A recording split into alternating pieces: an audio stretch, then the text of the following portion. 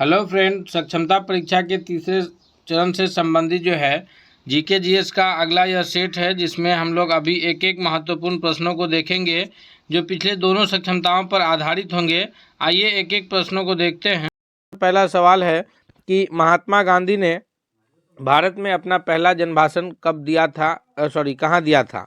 तो महात्मा गांधी सबसे पहले तो शिक्षा पाने के लिए लंदन गए, वहाँ से आए, फिर जो है इन्होंने एक व्यापारी का केस लड़ने के लिए दक्षिण अफ्रीका गए और 1915 में जब वो दक्षिण अफ्रीका से भारत आए और वो 1917 में चंपारण से पहला सत्याग्रह शुरू करते हैं। इस बीच में वो भारत के विभिन्न यहाँ का दौरा किया। उसमें उन्होंने जो अपना पहला जन भाषण दिया था वो वाराणसी में दिया था, यानी ऑप्शन नंबर डी जो है पहला नंबर क्वेश्चन का सबसे करेक्ट आंसर के रूप में जाना जाएगा।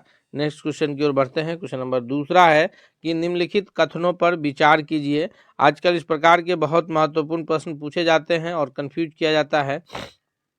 इनमें जो कथन है, पहला कथन है कि डॉक्टर राजेंद्र प्रसाद ने महात्मा गांधी को चंपारण आने तथा कृषकों की समस्या की जांच करने के लिए राजी किया। दूसरा है कि चंपारण में आचार्य जेबी कृपलानी महात्मा गांधी के सहयोगी के रूप में से एक थे। कौन से कथन दोनों में से सही है, एक या दो या फिर दोनों या कोई नहीं। तो अगर ध्यान से देखें हम लोग, डॉक्टर राजेंद्र प्रसाद ने महात्मा गांधी को चंपारण आने तथा कृषकों की समस्या को जांच करने के लिए राजी किया, यह कथन बिल्कुल असत्य है, क्योंकि महात्मा गांधी को चंपारण आने के लिए जिन्होंने राजी किया था वो थे राजकुमार शुक्ल थे। तो इसलिए राजेंद्र प्रसाद महात्मा गांधी को राजी करने वाले में से नाम नहीं आता है।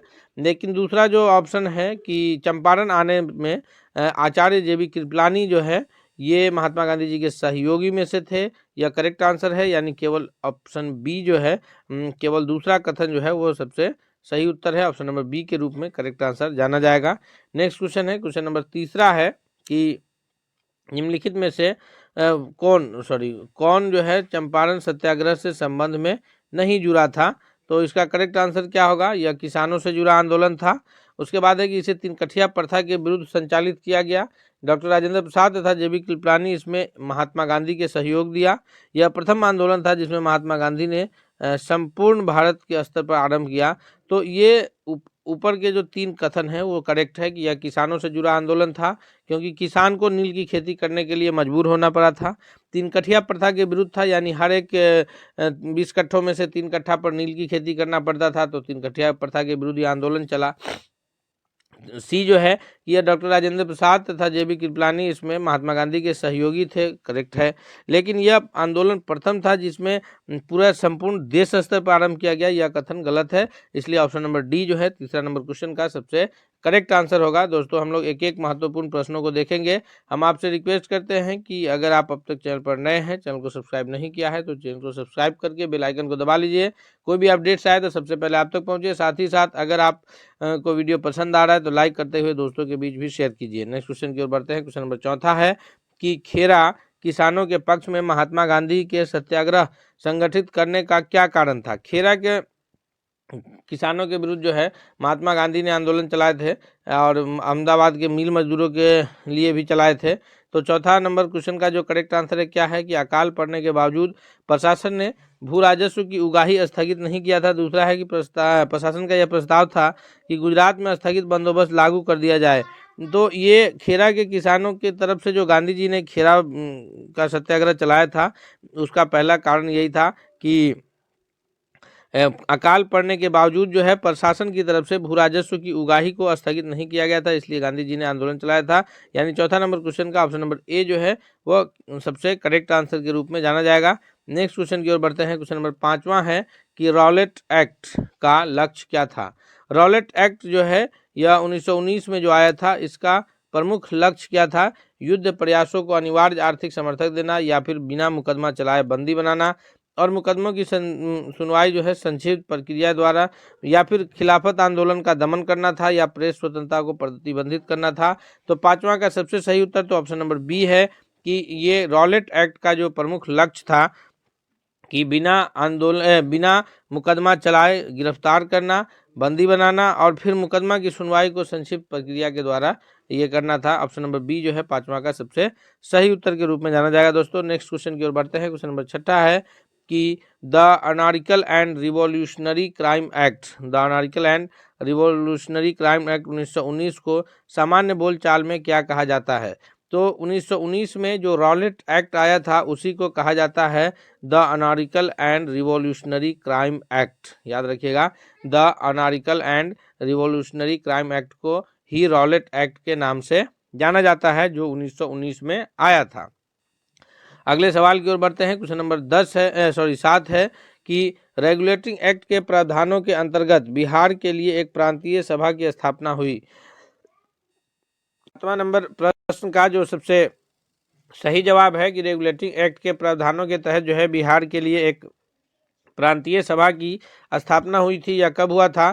तो इसका करेक्ट आंसर है कि यह 1774 ईस्वी में हुआ था, यानी ऑप्शन नंबर बी के रूप में जो है सबसे सही उत्तर जाना जाएगा। नेक्स्ट क्वेश्चन की ओर बढ़ते हैं। अगला प्रश्न देखते हैं। क्वेश्चन नंबर 8 है कि चार्टर्ड अधिनियम 1813 भारत के लिए महत्वपूर्ण समझे जाने का निम्नलिखित में से कौन सा एक कारण है? चार्टर्ड अधिनियम 1813 जो है यह क्यों महत्वपूर्ण है?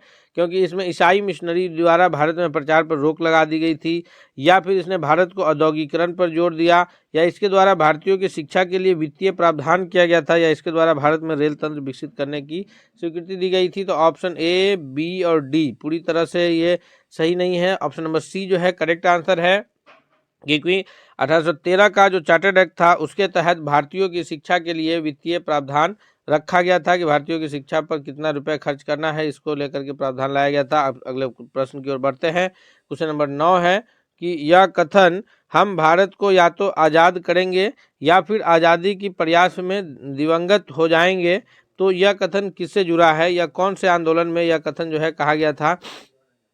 तो यह आंदोलन जो है हम या तो भारत को स्वतंत्र करेंगे या फिर भारत की ये स्वतंत्रता में हम दिवंगत हो जाएंगे, असहयोग आंदोलन से जुड़ा हुआ कथन है, या फिर सविनय अवज्ञा आंदोलन से, या व्यक्ति सत्याग्रह से, या फिर भारत छोड़ो आंदोलन से। तो ये जो 9वां नंबर प्रश्न का जो सही उत्तर है ऑप्शन नंबर डी के रूप में जाना जाएगा। यह भारत छोड़ो आंदोलन के दौरान से यह जुड़ा कथन है कि हम तो या तो भारत को स्वतंत्र करेंगे या फिर भारत की स्वतंत्रता के प्रयास में हम दिवंगत हो जाएंगे। भारत छोड़ो आंदोलन में ही महात्मा गांधी जी के द्वारा जो है करो या मरो का नारा दिया गया था, जो कि कब शुरू हुआ था? 1942 ईस्वी में। असहयोग आंदोलन कब हुआ था? 1920-22 में। सविनय अवज्ञा आंदोलन कब हुआ था? 1930 ईस्वी में। तो याद रखेंगे हम लोग। नेक्स्ट क्वेश्चन की ओर बढ़ते हैं। क्वेश्चन नंबर 10 है कि अफ्रीका में रहने की अवधि में महात्मा गांधी ने निम्नलिखित में से कौन सी ये पत्रिका का प्रकाशन किया था? महात्मा गांधी जी के द्वारा जो है अफ्रीका रहने के क्रम में कौन से पत्रिका का प्रकाशन किया गया? तो ये जो है नवजीवन है, या फिर इंडिया गजेट है, या अफ्रीकनर है, या फिर इंडियन ओपिनियन है। तो महात्मा गांधी जब अफ्रीका में थे तो उस दौरान उन्होंने जो है ये इंडियन ओपिनियन नाम से पत्रिका का प्रकाशन किया था, यानी ऑप्शन नंबर डी जो है 10वां नंबर प्रश्न का सबसे सही उत्तर के रूप में जाना जाएगा। अगले क्वेश्चन की ओर बढ़ते हैं हम लोग। नेक्स्ट क्वेश्चन है क्वेश्चन नंबर 11 है कि महात्मा गांधी का संबंध में निम्नलिखित आश्रमों में से कौन सबसे पुराना है? ये सारे आश्रम जो है ये महात्मा गांधी द्वारा स्थापित आश्रम है। साबरमती आश्रम हो, या फिनिक्स आश्रम हो, या वार्धा में हो, या फिर सदाकत आश्रम पटना में हो।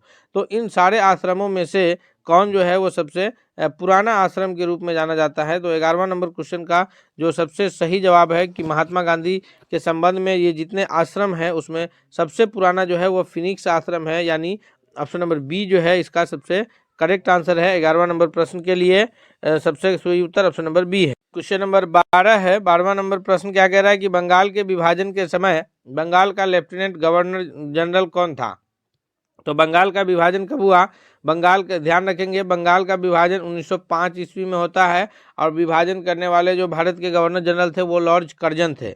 लेकिन उस वक्त बंगाल के लेफ्टिनेंट गवर्नर कौन थे? बंगाल के उपराज्यपाल कौन थे जब 1905 में बंगाल का विभाजन हुआ?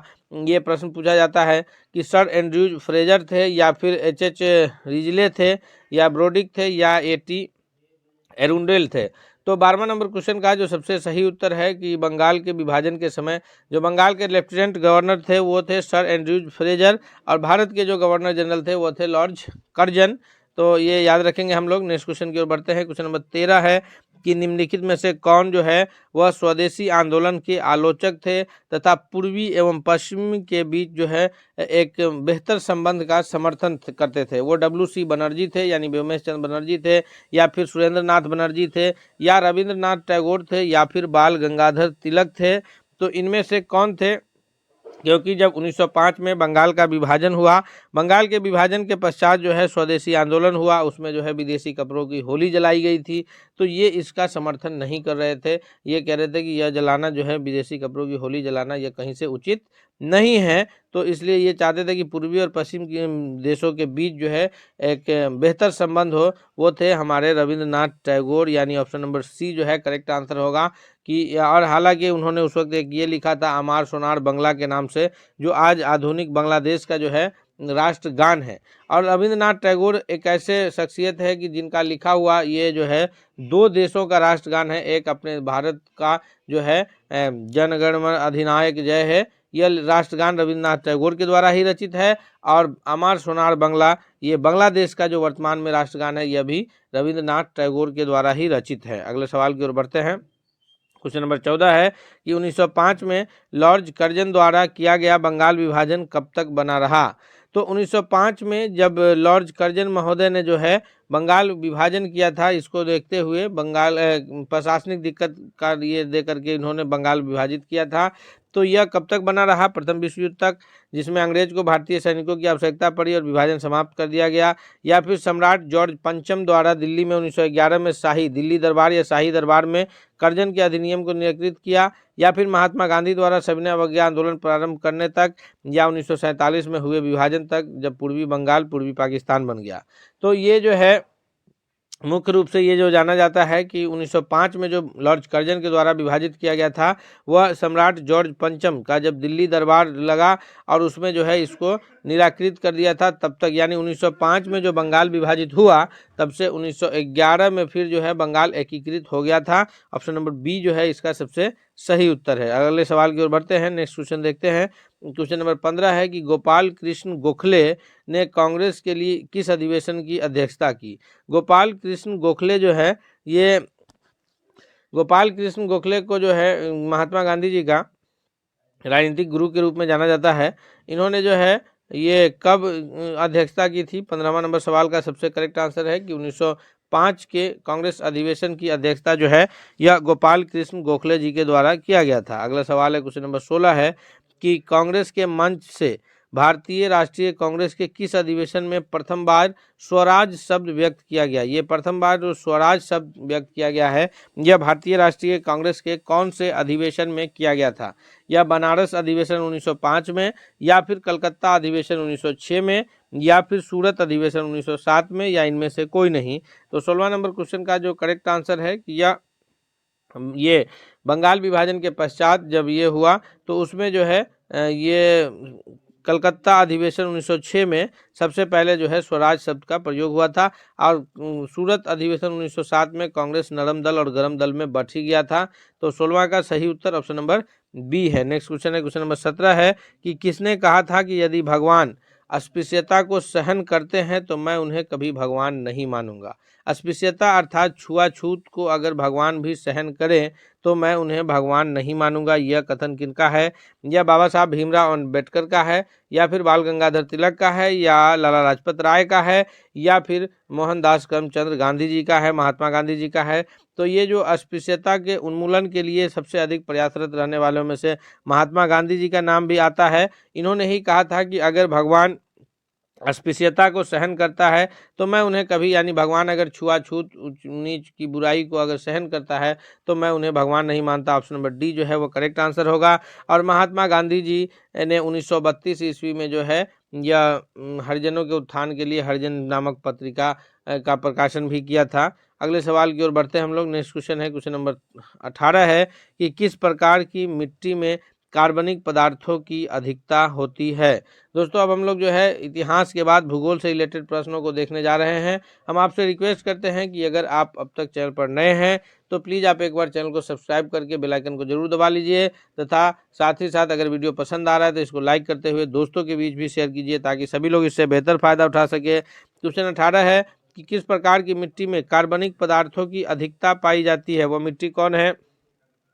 वह मिट्टी जो है काली है, लैटेराइट है या फिर लाल मिट्टी है? तो 18वां नंबर क्वेश्चन का करेक्ट आंसर है ऑप्शन नंबर बी कि काली मिट्टी में जो है वह कार्बनिक पदार्थों की मात्रा पाई जाती है। अगला सवाल है क्वेश्चन नंबर 19 है कि लाल मिट्टी के संबंध में कौन सा कथन असत्य है, यानी कौन सा कथन गलत है? जी, लौह ऑक्साइड की उपस्थिति के कारण इसका रंग लाल होता है। 19वां का सबसे सही उत्तर क्या होगा? या फिर ये शुष्क एवं आर्द्र क्षेत्रों में पाई जाती है, या ये अधिकांशतः तमिलनाडु और आंध्र प्रदेश में पाई जाती है, यह मिट्टी नदी घाटियों में पाई जाती है। तो असत्य कथन ये ए बी सी जो है ये सभी सत्य कथन है। असत्य कथन ऑप्शन नंबर डी है, इसलिए सही उत्तर जो है ऑप्शन नंबर डी के रूप में जाना जाएगा, क्योंकि कैसा कथन पूछा जा रहा है असत्य कथन यानी गलत कथन। अगले सवाल की ओर बढ़ते हैं। नेक्स्ट क्वेश्चन है क्वेश्चन नंबर 20 है कि निम्नलिखित में से कौन सा कथन सत्य है? यहाँ सही कथन पूछा जा रहा है कि खनिज तेल जो है मुख्यतः परतदार चट्टानों में पाया जाता है, या फिर मुंबई हाई भारत का सबसे बड़ा तेल उत्पादक क्षेत्र है, या फिर जो है ये भारत का मूल पेट्रोलियम उत्पादन का लगभग 2/3 अपतटीय प्रदेश से प्राप्त होता है। उपयुक्त सभी कथन सत्य है। तो अगर ध्यान से हम लोग इस पर विचार करें तो खनिज तेल मुख्यतः परतदार चट्टानों में पाया जाता है, यह भी कथन सत्य है। दूसरा है कि मुंबई हाई जो है यह भारत का सबसे बड़ा तेल उत्पादक क्षेत्र है, ये भी सही है। तीसरा है कि भारत में मूल पेट्रोलियम उत्पादन का लगभग 2/3 क्षेत्र जो है वो अपतटीय क्षेत्र में पाया जाता है, यानी सभी कथन सत्य है। इसलिए ऑप्शन नंबर डी जो है 20वां नंबर प्रश्न का सबसे सही उत्तर के रूप में जाना जाएगा। अगले सवाल की ओर बढ़ते हैं। क्वेश्चन नंबर 21 देखते हैं। क्वेश्चन नंबर 21 है कि सूची 1 को सूची 2 से सुमेलित करना है। सूची 1 में उद्योग है, सूची 2 में उसके स्थान है। तो कौन सी सूची कहाँ ये स्थान है? तो ऑप्शन नंबर ए में इसका जो सुमेलित कैसे होगा कि कांच उद्योग। तो कांच उद्योग जो है यह फिरोजाबाद से है, पीतल उद्योग जो है यह मुरादाबाद से है, उसी प्रकार जो है ये स्लेट उद्योग जो है यह मरकपुर से है, और हस्त निर्मित उद्योग जो है यह मिर्जापुर से है। तो 21वां का ऑप्शन नंबर कौन करेक्ट आंसर होगा? ए का तीसरा, बी का पहला, सी का दूसरा और डी का चौथा, यानी ऑप्शन नंबर ए जो है यह करेक्ट आंसर के रूप में जाना जाएगा। नेक्स्ट क्वेश्चन की ओर बढ़ते हैं। क्वेश्चन नंबर 22 है कि बोडो निवासी है। बोडो निवासी कहाँ के निवासी है? बोडो जो जनजाति है यह गारो पहाड़ी के निवासी है, या फिर संथाल परगना के निवासी है, या अमेजन बेसिन के निवासी है, या फिर मध्य प्रदेश के निवासी है? तो बोडो निवासी जो है यह गारो पहाड़ी के निवासी है। ऑप्शन नंबर ए के रूप में 22वां नंबर प्रश्न का सबसे सही उत्तर जाना जाएगा। नेक्स्ट क्वेश्चन की ओर बढ़ते हैं। क्वेश्चन नंबर 23 है कि इंदिरा गांधी नहर या फिर राजस्थान नहर को किस नदी से जल मिलता है? जी, इसका सबसे सही जवाब क्या होगा? 23वां नंबर प्रश्न का जो सबसे करेक्ट आंसर है कि इंदिरा गांधी नहर को जो जल की प्राप्ति होती है वह कौन सी नदी से होती है? तो इसका सबसे सही उत्तर है ऑप्शन नंबर डी कि सतलज नदी से जो है इंदिरा गांधी नहर या फिर राजस्थान नहर को जल की प्राप्ति होती है। क्वेश्चन नंबर 24 है कि निम्नलिखित युग्मों में से कौन सा युग्म सुमेलित नहीं है? जी, ये मिदानपुर नहर जो है कांसावती नदी से है, फिर तवा प्रोजेक्ट कृष्णा नदी से है, मैंटूर डैम जो है कावेरी नदी से है, और उकाई प्रोजेक्ट जो है यह तापी नदी से है। तो इसमें जो सुमेलित नहीं है वो ऑप्शन नंबर बी है। बाकी ये सारे जो है ए और सी और डी जो है यह सुमेलित है। तवा प्रोजेक्ट कृष्णा नदी यह सुमेलित नहीं है। ऑप्शन नंबर बी के रूप में इसका सबसे सही जवाब है। नेक्स्ट क्वेश्चन है 25 है कि भारत के किस राज्य में महिलाओं की संख्या पुरुषों से अधिक है? यानी अगर लिंगानुपात की बात किया जाए कि प्रति 1000 पुरुष पर महिलाओं की संख्या, तो वहाँ पर लिंगानुपात अधिक है, महिलाओं की संख्या जो है वो पुरुषों की संख्या से अधिक है। यह भारत का कौन सा राज्य है? बिहार, केरल, कर्नाटक या फिर तमिलनाडु? तो बिहार तो अपना है नहीं इसमें, क्योंकि बिहार का लिंगानुपात तो कम है। तो इसका सही उत्तर 25वां का कौन है? ऑप्शन नंबर बी है कि केरल, जो कि सबसे साक्षर राज्यों में से आता है, सबसे अधिक साक्षर राज्य भी वही है, और महिलाओं से अधिक पुरुषों से अधिक महिलाओं की संख्या भी वही है। अगर बिहार के रिस्पेक्ट में हम लोग बात करें कि बिहार में महिलाओं से अधिक पुरुषों से अधिक महिलाओं की संख्या किस जिले में है, तो वह गोपालगंज जिला है, जहां महिलाओं की संख्या पुरुषों से अधिक है। और ये भारत में केरल राज्य है। ऑप्शन नंबर बी जो है करेक्ट आंसर है। नेक्स्ट क्वेश्चन है 26 है कि रणथंभौर वन्य जीव प्राणी अभ्यारण्य, वन्य प्राणी अभ्यारण्य जो है यह भारत के किस प्रदेश में और किस लिए प्रसिद्ध है। रणथंभौर प्राणी अभ्यारण्य जो है यह भारत के राजस्थान में बाघ शेर के लिए प्रसिद्ध है। ऑप्शन नंबर सी जो है वह करेक्ट आंसर है 26वां नंबर क्वेश्चन के लिए। नेक्स्ट क्वेश्चन की ओर बढ़ते हैं। क्वेश्चन नंबर 27 है कि बाबा साहब भीमराव अंबेडकर का संविधान सभा में निर्वाचित हुआ था। यानी बाबा साहब भीमराव अंबेडकर जो संविधान सभा में चुन करके गए थे वो कहाँ से चुने गए थे संविधान सभा के सदस्य के रूप में। यह पंजाब से थे या फिर तत्कालीन मध्य भारत से थे या बम्बई प्रेसिडेंसी से थे या पश्चिम बंगाल से थे। तो 27वां का जो करेक्ट आंसर है ऑप्शन नंबर ए है कि बाबा साहब भीमराव अंबेडकर जो है वो संविधान सभा के लिए निर्वाचित हुए थे, वह पश्चिम बंगाल से हुए थे, यानी ए करेक्ट आंसर है। नेक्स्ट क्वेश्चन की ओर बढ़ते हैं। क्वेश्चन नंबर 28 है कि भारतीय संविधान सभा की स्थापना कब हुई थी। जी, भारतीय संविधान सभा की जो स्थापना हुई है यह 1946 ईस्वी में किस तिथि को हुई है। तो भारतीय संविधान सभा की स्थापना 1946 ईस्वी में 9 दिसंबर 1946 को हुई थी। उसी दिन डॉक्टर सच्चिदानंद सिन्हा को अस्थायी अध्यक्ष चुना गया था। उसके बाद 11 दिसंबर को जो है डॉक्टर राजेंद्र प्रसाद को अस्थायी अध्यक्ष चुन लिया गया। और संविधान निर्माण का कार्य जो है वो 26 नवंबर 1949 ईस्वी को कंप्लीट हो गया था। इसीलिए 26 नवंबर को हम लोग जो है ये संविधान दिवस के रूप में मनाते हैं। अगला सवाल की ओर बढ़ते हैं। क्वेश्चन नंबर 29 है कि भारत के जो महान्यायवादी है, भारत का जो महान्यायवादी है इसकी नियुक्ति कौन करता है। इसकी नियुक्ति जो है यह 29वां नंबर क्वेश्चन का करेक्ट आंसर क्या होगा। भारत के महान्यायवादी की नियुक्ति जो है यह संबंधित अनुच्छेद कौन सा है, अनुच्छेद किसके तहत जो है महान्यायवादी की नियुक्ति होती है। अनुच्छेद 76 के तहत जो है भारत में महान्यायवादी की नियुक्ति होती है। यानी 29वां नंबर सवाल का जो सबसे सही जवाब है वो ऑप्शन नंबर सी के रूप में जाना जाएगा। नेक्स्ट क्वेश्चन की ओर बढ़ते हैं। क्वेश्चन नंबर 30 है कि राष्ट्रपति सर्वोच्च न्यायालय से संविधान के किस अनुच्छेद के अंतर्गत परामर्श ले सकता है। राष्ट्रपति को संविधान के किस अनुच्छेद के अंतर्गत जो है सर्वोच्च न्यायालय से परामर्श लेने का ये प्राप्त है। तो 30वां नंबर क्वेश्चन का जो सबसे सही उत्तर है दोस्तों वह है ऑप्शन नंबर डी कि अनुच्छेद 143 के तहत जो है राष्ट्रपति सर्वोच्च न्यायालय से परामर्श ले सकता है। अगले सवाल की ओर बढ़ते हैं। नेक्स्ट क्वेश्चन देखते हैं। क्वेश्चन नंबर 31 है कि समानता का अधिकार भारतीय संविधान के किन 5 अनुच्छेदों में वर्णित है। तो भारत में जो ये मूल अधिकार है वो 12 से 35 तक दिया गया है, जो कि भाग 3 में दिया है। तो इसमें से जो 6 मूल अधिकार है, समानता का अधिकार, स्वतंत्रता का अधिकार, धार्मिक स्वतंत्रता का अधिकार, उसमें से जो इस प्रकार से 6 जो मूल अधिकार है उसमें जो समानता का अधिकार वर्णित है वो अनुच्छेद 14 से 18 के बीच है। यानी ऑप्शन नंबर सी जो है वो करेक्ट आंसर होगा। अगले सवाल की ओर बढ़ते हैं। क्वेश्चन नंबर 32 है कि भारतीय संविधान में छुआछूत यानी अस्पृश्यता से उन्मूलन, छुआछूत को हटाने का लिए जो संबंधित प्रावधान है वह कौन से अनुच्छेद में है। तो वह है अनुच्छेद 17 में। यानी ऑप्शन नंबर सी जो है इसका 32वां का सबसे सही उत्तर है। नेक्स्ट है क्वेश्चन नंबर 33 है कि मूलभूत संविधान में कौन से भाग में राज्य लोक कल्याण की संकल्पना सम्मिलित की गई है। तो ये संविधान के प्रस्तावना में किया गया है या संविधान के दूसरी अनुसूची में किया गया है या फिर संविधान के तीसरी अनुसूची में या राज्य के नीति निर्देशक तत्व में। तो इसका जो करेक्ट आंसर है 33वां का वो ऑप्शन नंबर डी है कि मूलभूत संविधान में जो है राज्य के नीति निर्देशक तत्व में जो है वो संविधान के संकल्पना सम्मिलित की गई है। नेक्स्ट क्वेश्चन है क्वेश्चन नंबर 34 है कि किस अनुच्छेद के तहत राष्ट्रपति तथा उपराष्ट्रपति के निर्वाचन से संबंधित विवाद का उच्चतम न्यायालय यानी सर्वोच्च न्यायालय सुप्रीम कोर्ट द्वारा करने का प्रावधान सम्मिलित किया गया है। तो 34वां का जो करेक्ट आंसर है कि जिस अनुच्छेद के तहत राष्ट्रपति और उपराष्ट्रपति के निर्वाचन से संबंधित अगर कोई विवाद उत्पन्न होते हैं तो उसका ये करने का जो प्रावधान है वो अनुच्छेद 71 के तहत है। ऑप्शन नंबर डी के रूप में करेक्ट आंसर जाना जाएगा। क्वेश्चन नंबर 35 है कि राज्यसभा के सामान्य विधेयक को अधिकतम, राज्यसभा को यह कितना दिन का अधिकार प्राप्त है कि वह किसी भी सामान्य विधेयक को अधिकतम कितना दिन तक अवधि तक रोके रख सकता है। 14 दिन की अवधि है, 1 माह है, 3 माह है या फिर 6 माह है। तो राज्यसभा को यह अधिकार प्राप्त है कि कोई भी सामान्य विधेयक को जो है वह 14 दिन की अवधि तक अपने पास रोके रख सकता है। इस प्रकार दोस्तों हम लोग जो है 35 महत्वपूर्ण प्रश्नों को एक एक करके उसके उत्तर की व्याख्या के साथ देखे हैं। हम उम्मीद करते हैं कि यह प्रश्न आपको बहुत अधिक फायदेमंद साबित होगा। इसलिए आपसे रिक्वेस्ट है कि अगर आप अब तक नए हैं, चैनल को अब तक सब्सक्राइब नहीं किया तो चैनल को सब्सक्राइब करके बेल आइकन को दबा लीजिए।